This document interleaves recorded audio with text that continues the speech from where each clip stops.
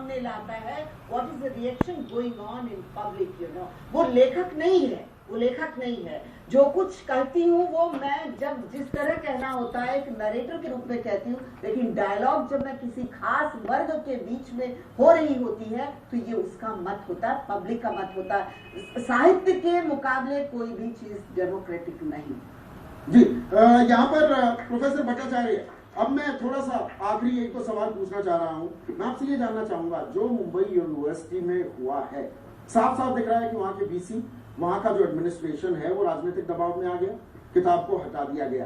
क्या गलत नजीर पेश हो रही है हमारे इंस्टीट्यूशंस बाकी यूनिवर्सिटीज के लिए? देखिए, मैंने पहले कहा कि यूनिवर्सिटी वाइस चांसलर के पास तो काफी पावर दिया जाता है, मगर यूनिवर्सिटी में एक प्रोसीजर होता है। आप सिलेबस में किताब जब लाना भी था वो भी वाइस चांसलर नहीं करते, एक कमेटी होता है, कमेटी इसके ऊपर डिसाइड करेंगे। इसलिए वाइस चांसलर को अगर इसके बारे में एक्शन लेना भी होता था, उनको चाहिए था कि उन्हीं को कंसल्ट करे, आपने किस आधार पे इस किताब के ऊपर रिकमेंड किया था, तो वो जो प्रोसीजर ये होना चाहिए था, बिल्कुल प्रोसीजर फॉलो होना चाहिए था। स्वयं वो ठेकेदार ये नेतागण ही क्यों बन जाते हैं? आम आदमी तो नहीं जा रहा है, कोई इस किताब में दिक्कत है। ये बहुत सरकार वालों ये बहुत अच्छा प्रश्न है कि राजनीति किस तरह से संकीर्णता का उपयोग अपना वोट बैंक बनाने के लिए करती है, ये एक प्रश्न है। इसी को ध्यान में रखकर सिविल सोसाइटी की जब मैं बात करता हूँ तो लेखकों का, कलाकारों का, पेंटर्स का, शिक्षकों की भूमिका हो जाती है कि हम ऐसा वातावरण न दें उनको, क्योंकि समाज जिस डायरेक्शन में बढ़ रहा है, राजनीति जिस डायरेक्शन में बढ़ रहा है, उसके लिए जिम्मेदार हम भी हैं। हम उनको चुनकर भेजते हैं, फिर हम रोते हैं।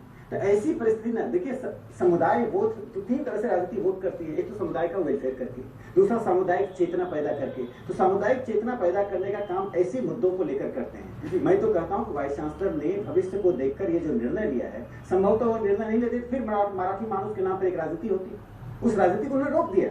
मैं तो बल्कि कहता हूं कि एक लार्जर इंटरेस्ट में वाइस चांसलर ने एक बहुत ही अच्छा निर्णय लिया है। स्विंग डॉक्टरिंग कमाल की कर सकते हैं। मैं ये बात इस बात में दाद देता हूँ। नंदिनी जी, आखिरी सवाल में आपसे, आप चिंतित होते हैं इस तरह के सेल्फ अपॉइंटेड जो ठेकेदार हैं हमारे समाज के, जब वो आकर फैसले लेने लगते हैं? क्या आपको लगता है 63 साल बाद अभी देश को थोड़ी और मैच्योरिटी दिखाने की जरूरत है, वक्त आ गया है?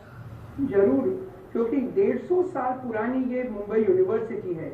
इतने ब्रिटिश वाइस चांसलर्स हो गए, उसके बाद किसी ने ये इमरजेंसी पावर्स कभी इस्तेमाल नहीं किए। अभी ये निराधारित प्रक्रिया के विरुद्ध पहले कुलपति है जिन्होंने ये किया है, और जो डॉक्टर भट्टाचार्य ने कहा उससे मैं सहमत हूँ कि ऐसी एकदम इमरजेंसी स्टेप नहीं ले सकते सोचे बिना।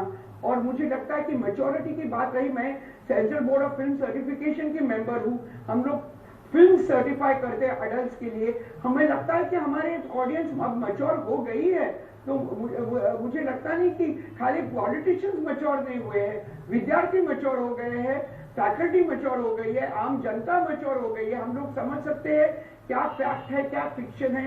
बिल्कुल, तो अब वक्त आ गया है, जैसे नंदिनी कह रही है, हमारी जो लबोलुबाब निकला है, कुल मिलाकर एक बात सभी मानते हैं कि हम परिपक्व हैं, हम मैच्योर होते जा रहे हैं, और समाज को भी अब ये बताने की जरूरत है, आपको, मुझको, हमें अपनी आवाज बुलंद करने की जरूरत है कि देखिए, मैं एक बड़े देश का, महाशक्ति बनने के कगार देश का नागरिक हूं, इस बात का मुझे गर्व है।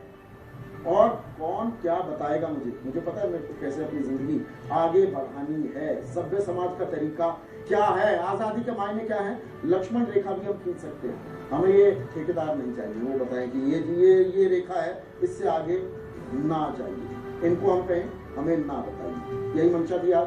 नमस्कार।